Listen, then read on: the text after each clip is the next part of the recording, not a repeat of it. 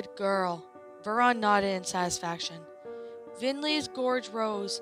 She forced it back down. Please let her go to Daddy. She tripped over the last word, but still managed to get the whole sentence out without pausing. Tell me what you did to yourself to take away your powers. Foreign repeated, voice soft as a falling feather, and I'll think about it. If you're difficult, dear heart, maybe I'll pluck out the pretty eyes before she dies. Octavia's breathing hitched. That was a spell, Vinley admitted. What kind? If he were to understand the difference between a curse and a charm way, he had never been interested in the magic beyond. How can it benefit him? As far as he was concerned, telekinesis was much more as she needed to learn. Since it allowed her to hold down the prey from a distance, there had always been a strange dichotomy to the way he acted. He seemed to be proud of having a unicorn daughter, but at the same time he made no effort to encourage her magical knowledge beyond the basics. But then again, if he had thought the combination of a unicorn magic and vampirism might drive her mad, maybe that explained why he never pushed her. She had never exactly pushed herself, even not after she said goodbye to her old life and started a new, ordinary pony as Vinley Scratch. You are not ordinary, Vendilla, and you never will be. The memory struck like an arrow through her chest. She steeled herself against it so she could speak. A curse? You too cursed yourself? Yes, I did. Veron snorted. Can it be uncast? You can't uncast curses. You can undo them, but it takes a lot of time and effort. Don't toy with me over semantics, Vandala. Can this spell be removed or broken? Or however you wish to praise it. Can this curse be made to disappear from you? His eyes narrowed. Can your true powers be returned? Did he really think he had erased entirely? Was she supposed to the supernatural assumption? It was only for that example. I don't know. Maybe in the beginning, if she had cast and recast the curse so many times over the years, that loop was magical infinite of titanium now. She wasn't so sure how she could undo it now, even if she wanted to. But maybe she could break it. Break each layer until she got the new power buried underneath them all. Can you break curses, but the results can be messy and potentially deadly? It wasn't an answer Veron wanted. Do you know how to do this? Not from memory. His hooves twitched on Octavia's head. A tear slid down her cheek. But I could find out, Finley added desperately. How? I have a spell book. Where? I can get it. It's in the house? Yes. Sort of, anyway. She had always worried about Octavia finding out during one of the many tidy-up trades, so she had hidden it. Only fetching it, she would need to make a recast a curse. She had heard too many stories of old curses decaying until the magic blinding of them went haywire and unfortunate side effects. It was one of the many reasons Celestia has banned curses from Equestria, indeed to the point where some had thought no such things as curses.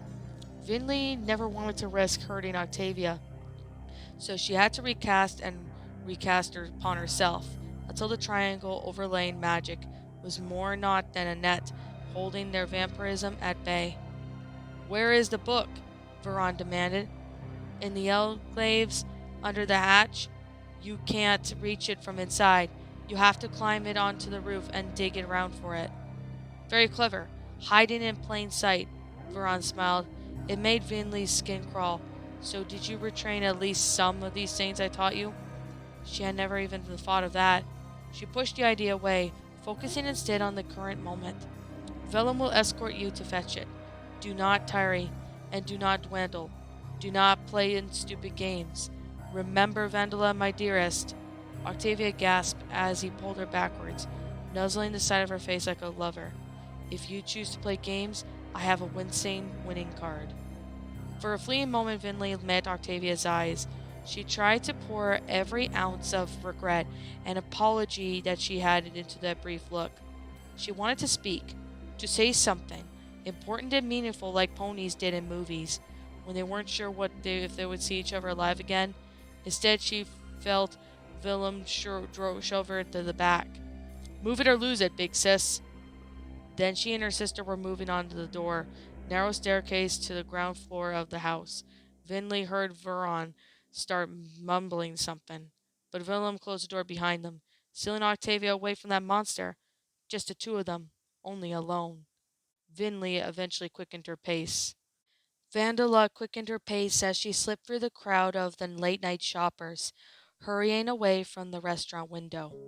The city of Trondheim was a rotten place. It was boring and bland and beige. Even the ponies were all dull. They all walked out to the humdrum things, like the weather or the house prices, or the rates of inflation. How the police stallions were getting much younger nowadays. If there were foals, they were neither seen or heard.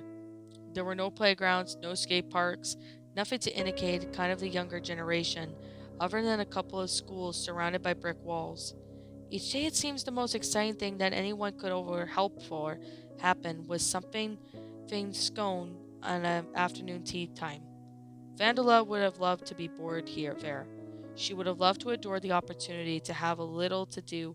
Her mind would get so antsy. Instead, she spent her days sleeping and their nights recollecting food for her daddy. Or at least that was how she was supposed to spend her days and nights. In reality, she spent her days sleepless, and her nights were less restless. She was a skilled hunter. She didn't want to waste time on chances that would come of nothing. The way Vellum did, almost a decade of practice, that still Vellum had made mistakes that cost her more prey than it would have. She waited too long, not too long enough. She missed her mark and opportunities. Vandala had been capitalizing on her age. Usually Vandala caught up with the ponies, and her sister had lost the subdued to them before anything upwards could come into their failures. But lately Willem had, instead of hunting alone, determined to please their father with her own collecting. Thus Vandala found herself walking alone instead of shadowing her sister. 5 nights after they arrived, the third since Willem had started going off alone. Vandila was then stopped dead in her tracks by the sight of Daddy through the restaurant window. He sat across from the pretty mare in the color of old paper, whose brown mane had been neatly tied back into a bun. She was a consummate Trondheim pony, dull colors, dull dress sense, and dull demeanor. She nodded politely at Daddy as he spoke, and when she talked, her mouth barely moved and her eyes were often downcast, flicking up and down to check at his reaction. Veron smiled beautifully at her. Vandila knew exactly what kind of mare he liked. He was drawn beautiful ponies, but there were those that demeanor and showed him like the proper amount of respect were his favorites. Vandila backed away. He couldn't let Daddy see her. He wanted to think that she had been invading his privacy on purpose, even though it was a pure accident. She backed into the trash can, panicking spiking inside of her as the noise. Daddy raised his head, even though he could not possibly have heard anything from the hubbub of the restaurant. He turned to face his windows towards it. Something pinged in her head. Vandila realized that he was feeling for his children's minds. She then turned and ran, not caring where she went. She needed to put distance between them. Daddy hated to be interrupted when he was courting. The most important thing in the world was his next generation. She and Willem knew that this as clearly as their own names. Her hooves were on the ground. There were a few fair new ponies around. Winter was approaching, and evenings darkened earlier and earlier at this time of year. Already store window glittered with half-swarming eaves displays. An aged couple cried out as she ran past them, knocking the stallion's hat off. A mare drawing a cart yelled when Vandila darted across the streets in front of her. Cats scattered when he turned around in the alleyway and vaulted into a garbage area behind the coffee house, scaling where the wired fences and galloping again on the other side. "Well, I never! How rude! Watch out there! Show some manners!" The heavily accented shouts followed her as she weaved in and out of the built-up area.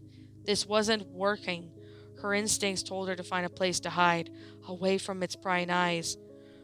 Her heart thudded, and her heart pounded as fast as her hooves. She almost wished silly stories that ponies told each other about her kind were true, things that would be much easier if she didn't need to breathe, eat, or suffer any of the weakness she had.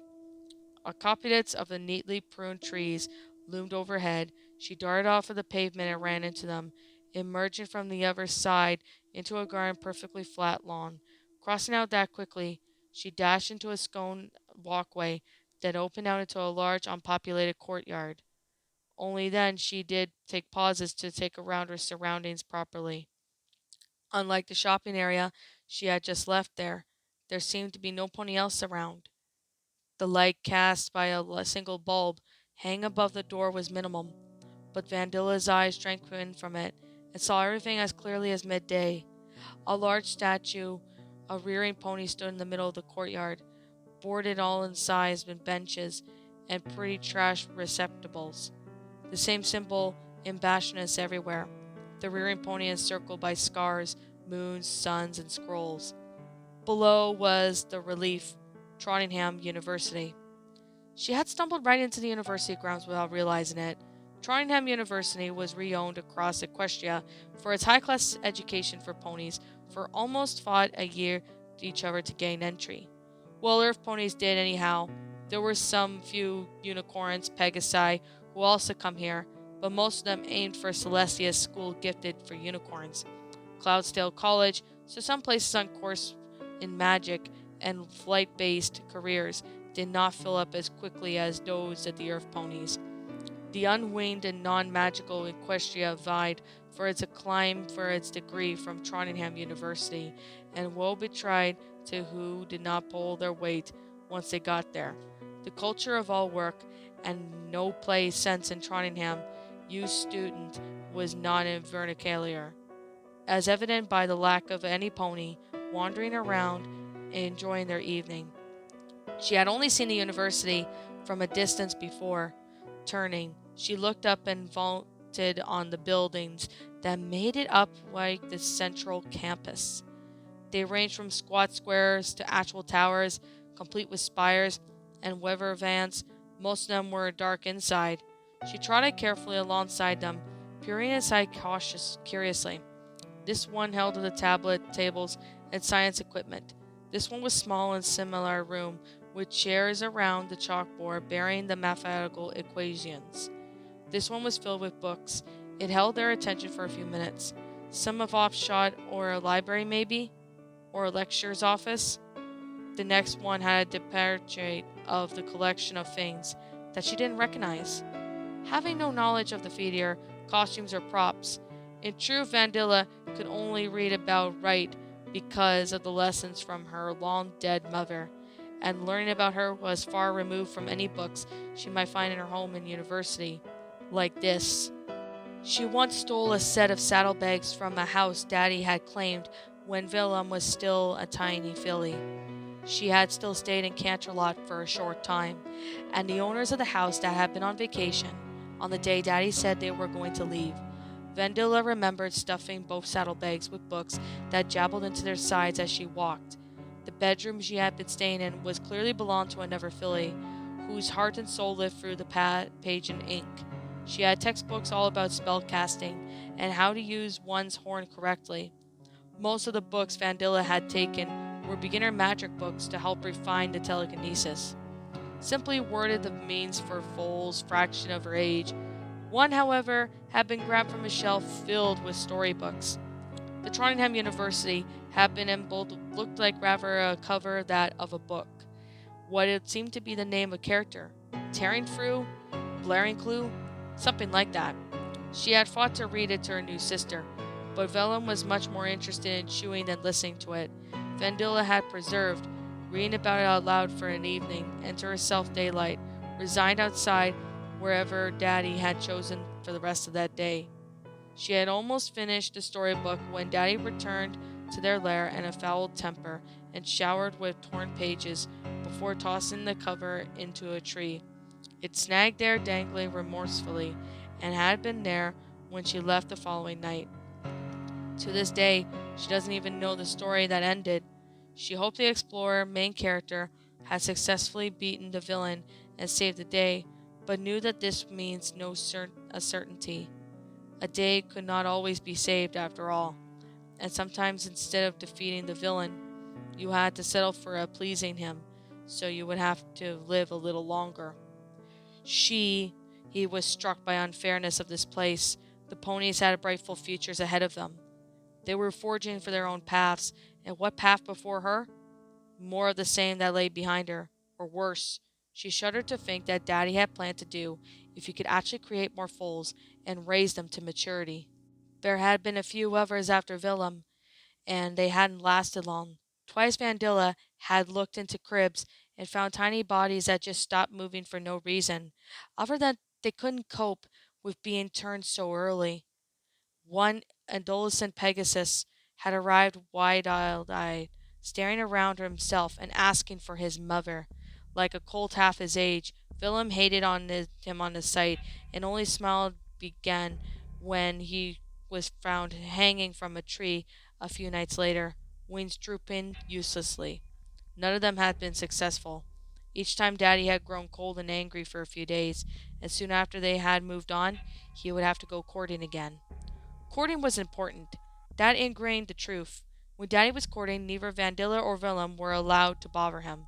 Unbidden newspaper articles about Lady Philharmonica's murder glimmered throughout Vandilla's mind.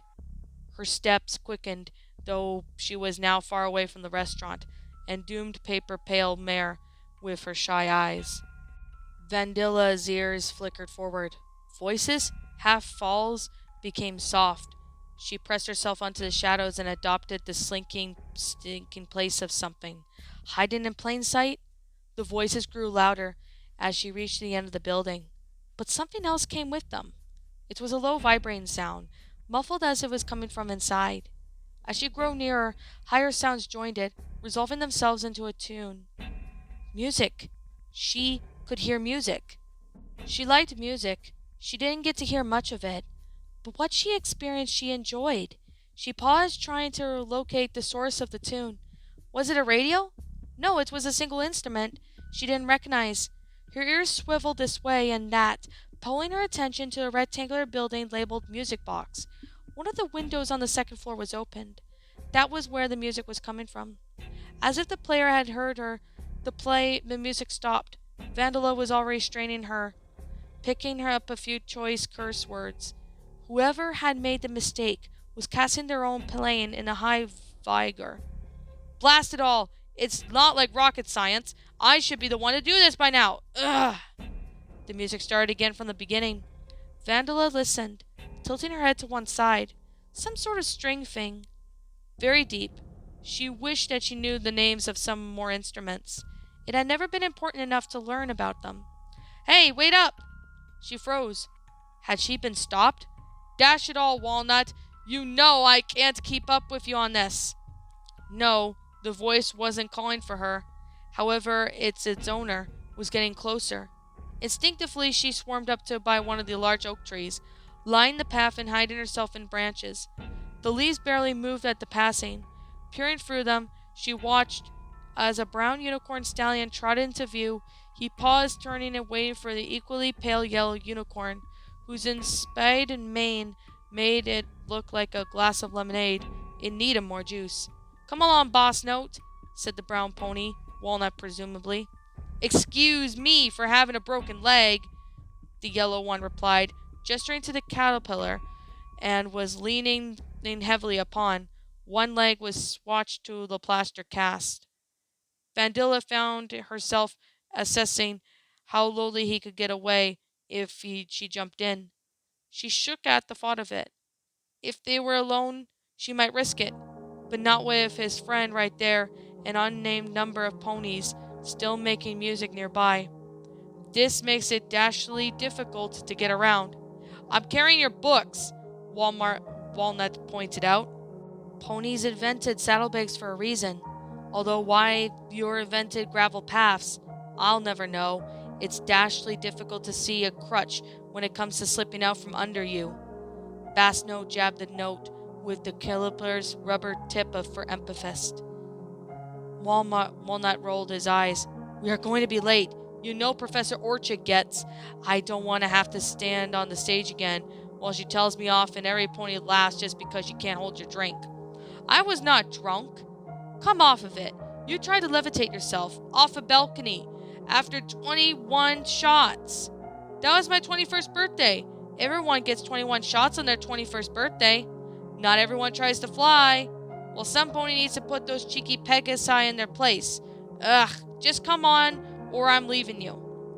Bassnote grumbled to himself as they walked. Stupid evening class. Says, whose idea was it to keep us this late anyhow?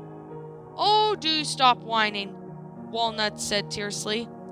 I have a lot to whine about, and I can't play my cello like this. I'm going to lose my seat in the orchestra thanks to that fake, ugly upstart who doesn't know how to bow from a stick off the ground and top it all off. I am losing my evenings to my bloody magic to catch up on classes. Why should I never stay here just because, Professor, I'm so clever? Orchid makes our midterms so that no pony could possibly pass them. You can really go off on some ponies, you know. Walnut's voice faded as they made their way along the path from Vandilla's tree. Even friends. She watched him go, her insides clutching suddenly. Bassnote's leg would soon make them pretty easy prey if she could catch him alone. If he continued complying so much, it was entirely possible Walnut would abandon him. She scuttled down the tree, making sure no pony could see her, and trailed off after him. They stayed together until they reached a tall building with lots of steps out front. Bassnote groaned, whined and moaned and complained up every single one, but Walnut waited patiently at the top. Vandilla watched, eyeing building warily. The front of the entrance was too open. If she was recognized, then not being a student here, she would be too exposed to escape. Bassnote would have to be a wonderful prey, but she should abandon his hunt. She should. It made sense. She didn't want to. They had gone to magic to catch up a few class. She didn't know quite what that meant, but then she realized that of a kind of a jolt that came to a few times. Every lifetime that she had been fooling herself, Bassnote had been the only one to draw here. A hint of an idea germinated in her mind. She tried to shake it away. No, it was stupid. She was supposed to be collecting blood for Daddy. Yet couldn't she do both?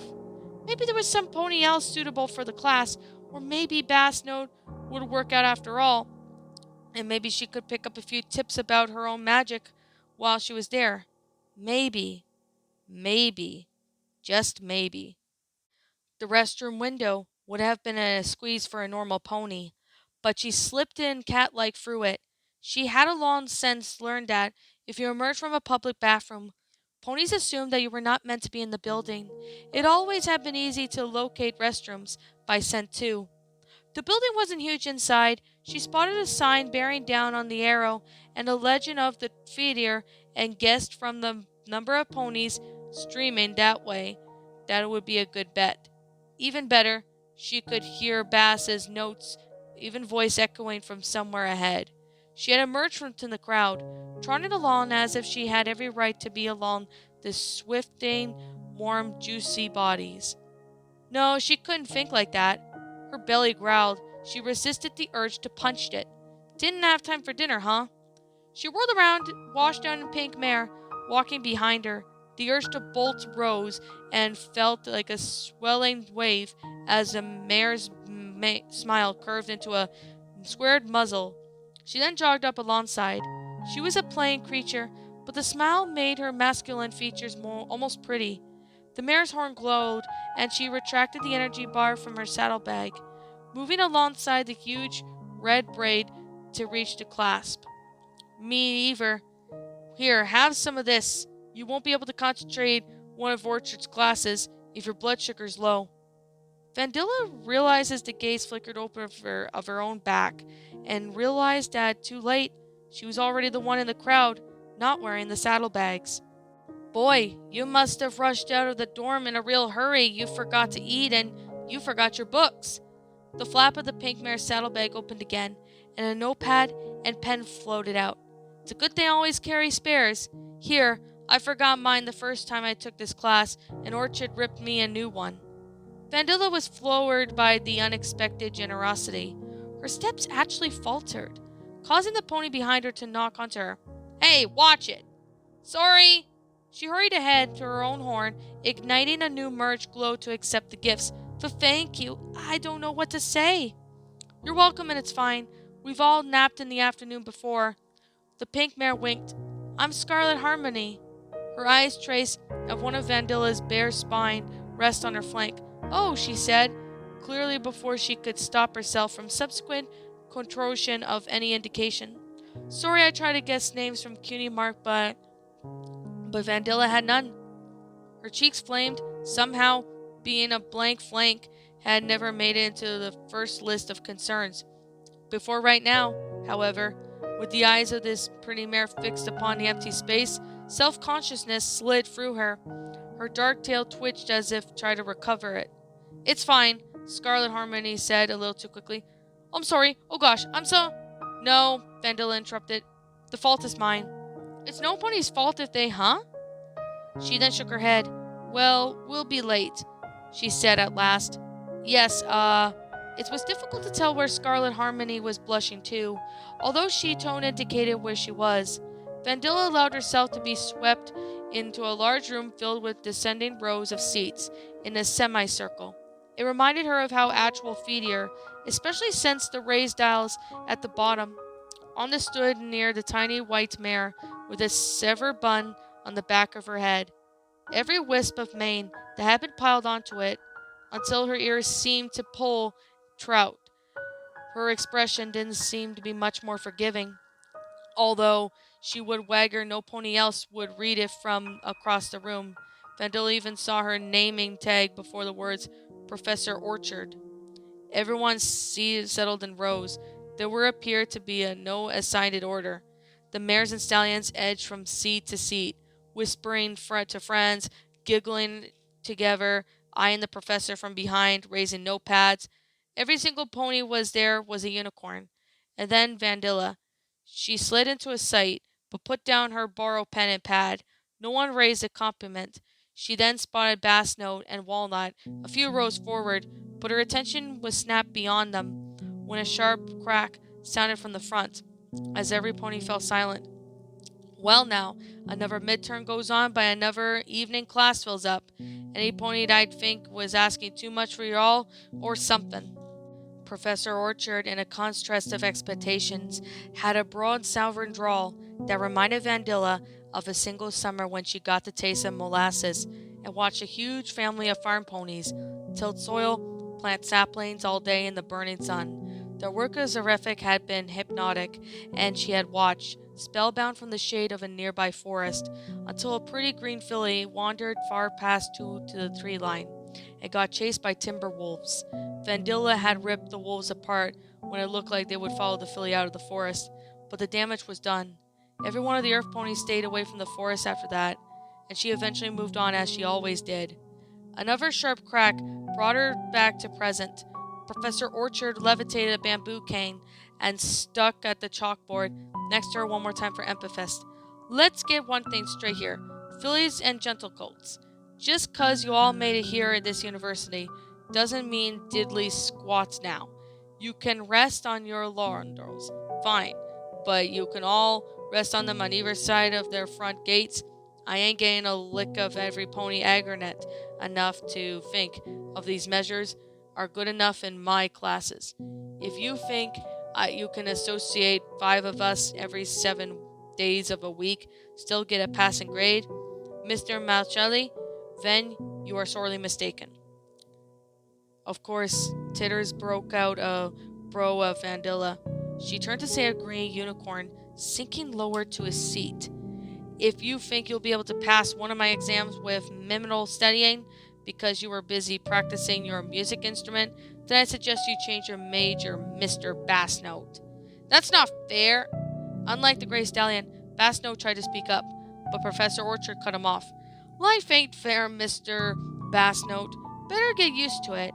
And finally, if you think you have any patience for absence from the classes about your strongest of excuses, and a cider hangover that ain't one of them, then you might want to think about setting your alarm earlier in the morning than actually living up to your lofty claims, because being that one of your first vaunted family farmer to take magic classes instead of being first to fail them, Miss Crabapple, the spine of Emma, the great green unicorn at the very front, became Ramod.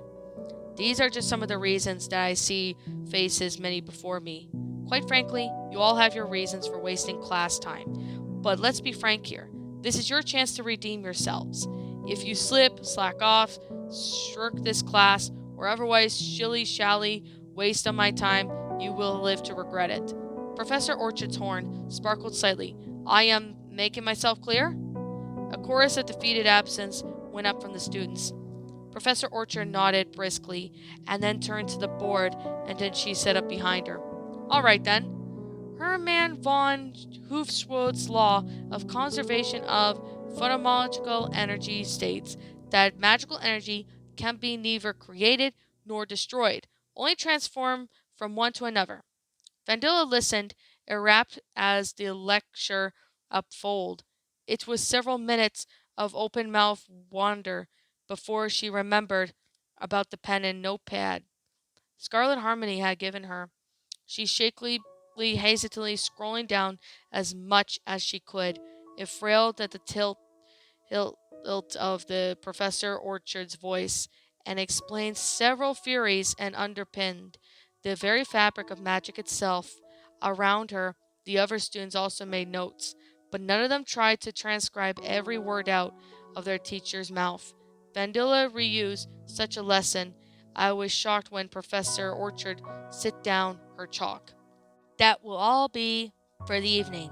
For homework, and yes, this may be college, but I do indeed call it homework. You all care to read chapters 1 to 3 of Internal External Magic Transfer by Ludwig A. Colting, paying extra attention to the section of various complications of internal energy to create physical effect in the exterior world. There will be a test on these chapters in next session, to which was Thursday. Like some great amorphous animal, like rows of students broke apart and began to scatter. Vandilla remained where she was, suddenly stricken. A textbook? Her heart filled with a little bit of idea that there could be another of these lessons, is only 2 days at a time. But a textbook? A test? She didn't have time for first, so she would fail the second, thereby revealing herself non-natural student at the university. Even after her vampire nature remained hidden, she would not be permitted to come to any more lessons. She wanted to come to more lessons. This one had sparked something inside her, a desire to learn and apply that learning her own magic. She wanted to rush out and do something other than crude telekinesis that she always settled for in the past. She wanted to try out what she had learned, what she had wanted to come back on Thursday and learn more. For the first time ever, Vandilla felt like a proper unicorn. Not a freakish, blood-sucking face to smile, but the textbook. She must always spend longer hours pondering this problem as she realized the sound of Basmat's voice only meters away brought her to his senses. There she is. Just look at the smug nag. Dash it all, I can hardly stand it. Hold fast, Bass, Walnut advised. They were only a few rows away from Vandilla, picked out their muttered words easily. She's not worth it. She's not worth of anything. Filthy little gutter snape, Bass Node growled. She thinks she's so wonderful just because her family has a title. No bloody money to go with it. Mind you, but you wouldn't think it's the way she acts. All high, mighty, and... Bass, Walnut warned. I am not going to hit her with my crutch, old bean. Don't worry. Her gazes were fixed behind Vandilla, on the old door which they had entered. She felt half turned to her seat, to see nothing more than a rather plain grey mare descending into the staircase. The mare was unremarkable, every sense of the word, save for the huge black, oddly shaped case strapped onto her back. She paused when she reached the two stallions. Excuse me, her voice called off the assent as bass note, although where his dripped with disdain, and he seemed crystallized with icy politeness. If you could be so kind as to step aside, I need to get to rehearsal. You could rehearse all you want, Bass Note sniped. You'll never amount to anything. We shall see, Excuse me, please? That's my chair, not yours. I don't see your name on it, the mayor said mildly. I always thought the first chair went to the most talented musician, each instrument in the orchestra. I've been a first chair since the first week of Trondheim University. Yes, I know, and you're not now. She smiled, but a tiny smile. Barely noticed a vague curve on her lips, but something about it made Vandilla's breath catch. It should have not been a cruel smile, but the words suggested cruelty. But the smile was almost playful. You're not even in an orchestra anymore. It was to my understanding that the reason you were banned was because you insulted the conductor and stormed off stage when a huffin when he told you the things he was making first chair from the first semester. If you hadn't yet another tantrum, then maybe you should have retained your seat a little while longer. Maybe even given back to you after the leg healed. I guess I'll never know. Bassnote's eyes narrowed. Smug, you little... Leave it, Bass. Walnut hauled him back. Let go of me. I'll wipe that smile off her. Is there a problem here? Professor Orchard's voice cut through the atmosphere like lemon juice through milk. She was standing about 3 steps down from them. Her expression was cool, but her eyes were burning. No, Professor, no problem. Walnut hurriedly shoved Bassnote up to the remainder of the staircase ahead of him. We were just leaving. Glad to hear it.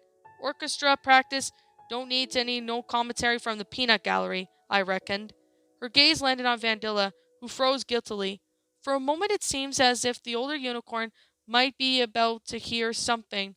Her traveled-down occupants and scrawled on pages, and they were covered in stains and ink smears. She raised an eyebrow, but moved passing by Vandilla, and had been right there. The gray mare turned at the look of Vandilla. You're staying? Vandilla's jaw flapped. She had not been expecting the question. Can I stay here to neaten up my notes so I can read them later? Of course, any pony could come and listen to the orchestra rehearsals as long as they're quiet. Thank you. Not my decision. University policy.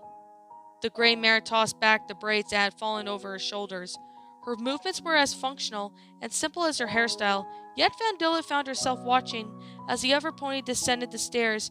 The gray mare joined a group of other ponies, arranging from folding chairs and turning up instruments they had extracted from more odd-shaped black cases. Shaking her head to clear it, Vandilla returned to her notepad. She tore off her pages that she had written and began laboriously copying them into calligraphic style. Her mother had taught her many decades ago. How many had it been now? She paused trying to count. At least 9, maybe even 10. It was hard for her to keep track. She used to try it, but eventually gave up. Each year brought more of the same, so why bother charting another passageway of time? Several sharp traps caught her attention. A muse pony, very obvious in wig, standing in front of the group on the stage. He tapped funny little stick against the music stand a few more times, raised it, and then wagged around it. The ponies began to play a slow, somber tune. It began simply, but as more and more instruments joined, the melody became more complex. The tempo increased, and the ponies playing were merely exerting themselves to keep up. Vandilla was overcome. Her pencil dropped to her hoof, and her lips parted. She had never heard of anything so haunting and yet stirring. This wasn't any music she understood. It was a story made from sounds, lost pain followed by resolve, and as the orchestra came into excludent, crashing crescendo, finally triumphed over adversity. She realized now that it was only over when her free hooves was gripping onto the desk too tightly that the wood beginning to creak. Reality swamped at her like a bucket of icy water. She leapt up, scattering her notes, hastily gathering them, taking no care of how they crumpled in her grasp, and from the corner of her eye, she saw the conductor turn and scowl at the commotion. She snatched up her last sheet of paper in the air, ran for the exit, hasting on her hind legs as she clutched her papers to her chest. Only when she had retracted her earlier steps and was concealed in the bathroom stall, she did pause to catch her breath. What in the world was that? She couldn't explain her own reactions. She had already been struggling with her own behavior tonight. But this was a cherry on an extreme disconcerting cake. What had she been thinking? She was ridiculous, utterly ridiculous. Wasting a time of magic class, then frittering her way at what remained of the night, listening to moral ponies that would play woods and metal noisemakers? I'm not stupid, she told herself in a fierce whisper. A complete idiot. Yet, try as she might, she could not stop the haunting melody of the orchestra's music from circling in her head. It wormed its way into the nooks and crannies of her mind, weaving around Professor Orchard's words until the music and the magic class sounded out together in her memory. A stupid, idiotic, wonderful commotion. Vandula seated in her haunt with a pair of drunken ponies staggering back to her dorm from a party. The alcohol in her blood tasted foul, but she knocked her heads together when one paused to pretend to be sick, slaked in her wrist from him, and took the blood from another for Voron. Both ponies were alive when she left them and Woo Wood. She hoped it put their unconsciousness down to drinking. Voron was in a fine mood when he finally returned. He barely said a word as he took his share of hunt from his first one daughter and then the other. Willem told her sister that his father great in detail how she had found an elderly mare in a care home, sitting by her window, who had drained her so carefully while she slept she did not wake even with her veins pierced in femoral artery. Old ponies died in their beds all in the time and were often prone to anemia. An excellent piece of hunting, my sweet one, Voron told her absently before retiring her to bed. Willem's reactions were, though, as he praised for hours. She bore her huge grin down to bed as well. Vandula's own thoughts were occupied by the books and shops and city maps. The next night, she would set off hunting a different sort of prey, and when Thursday night rolled around, she slipped once more into the university campus.